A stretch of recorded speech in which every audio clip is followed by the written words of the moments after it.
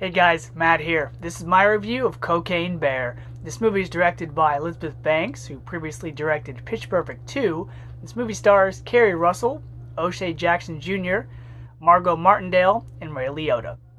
Now, the plot of this movie with this great title is in 1985, this guy was aboard this plane and he jettisoned or threw off about 75 pounds of cocaine, if not more, and it landed inside this national park in Georgia. Well, a big old black bear came along and ate it all. And now we get our movie.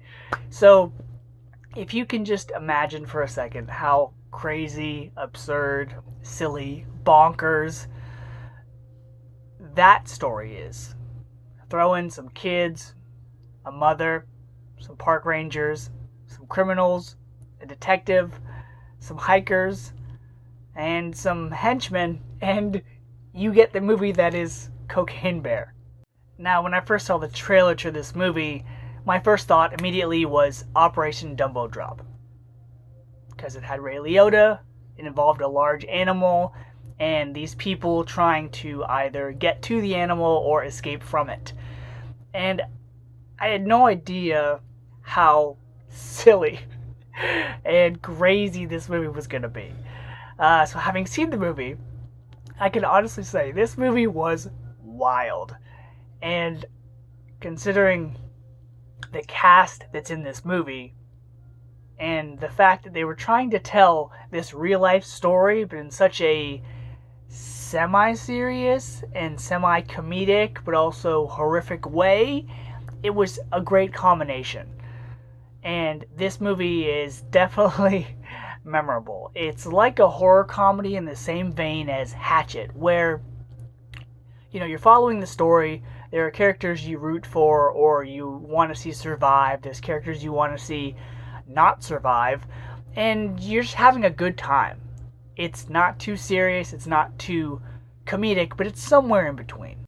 This movie is filled with a bunch of characters that could be realistic, but they're just in a bunch of silly and absurd situations, and a lot of moments and really exaggerated things happen to them. For instance, you have a park ranger who's trying to impress this other person she works with. You have this one criminal who's in deep with the wrong people. You've got this mom looking for her lost child. But also you have the scene where a gentleman encounters three punks in a bathroom. They just want to rob him. So you have these realistic people, but then when things get bonkers and crazy and silly, they get absurd. Trust me. So sort of the acting in this movie. Kerry Russell is more or less the main character. She's a mom looking for her daughter and her daughter's best friend in this national park. And she was fine. Kerry Russell's always been hit or miss for me. I know she was in Felicity and Mission Impossible 3, but I haven't really followed her career. Aside from The Americans, I honestly forgot she was an actress. O'Shea Jackson Jr., who's popped up here and there. Ice Cube's son, he was most recently in the Obi-Wan Kenobi TV show. He's good in this. He plays one of the henchmen, and just unfortunate things happen to him, along with Alden Ehrenreich, one of the actors that I didn't know was in this movie. He's okay. He's more of a reactionary character, where he doesn't really set the plot forward, but he just reacts to things. He's a tag-along. He's the one that all the unfortunate things happen to, that he just reacts to it, and that's where the comedy comes from for his character. Margot Martindale, who's also from The Americans and a couple other things, she plays a park ranger, and she's funny. She's this no-nonsense character who doesn't want to deal with any of the BS or drama, and she's fine. Also, Ray Liotta, his final performance, he plays the drug dealer that has to get all this cocaine back because he's in trouble with people. He's fine. If you like Ray Liotta, you're going to like him in this role, and what a final role for him to be in. I can say that much. Also, there are some side characters I didn't expect in this movie, including Matthew Rhys as the guy that drops all the cocaine from the airplane. He has no dialogue. He's a good actor. He's from The Americans, and they underutilize him.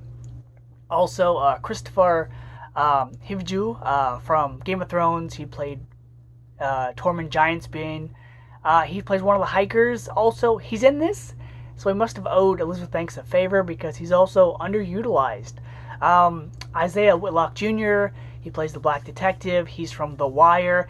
He's good in this, but one problem that I have with this movie is that a lot of these situations and unforeseen circumstances could have been avoided had characters just communicated or waited or been more patient, because there's too many scenes where a character, for instance, will walk through a door and leave a room, and then another character will show up moments later walking into the same room. And it's like, if these characters had used a cell phone or just spoken to each other and told each other what was going on, or just been patient and just waited somewhere, all of these characters could have come together and solved this problem. But now you wouldn't have a movie. So you have all these characters scattered about, going down different trails, different paths in the woods, which eventually they all come together and they all get attacked at different times, and hence the comedy and insanity ensue. Thus, our movie. Overall, this movie is really silly, and it's designed to tell you this true life story, but just exaggerate it and make it funny enough to where you have a good time while also enjoying it. This movie reminded me a lot of Tenacious D and The Pick of Destiny, where going into it, you're either going to have no idea what it's about, and you're either going to think this movie is really stupid and the director and the writers are just trying to get their sense of humor out there, their jokes across, whatnot, or you're going to think this is brilliant storytelling and it's just hilarious and a fun, silly adventure where you turn your brain off and just enjoy it and laugh at the comedy. So, because of that, I'm going to give Cocaine Bear a B. So until next time, guys, see ya.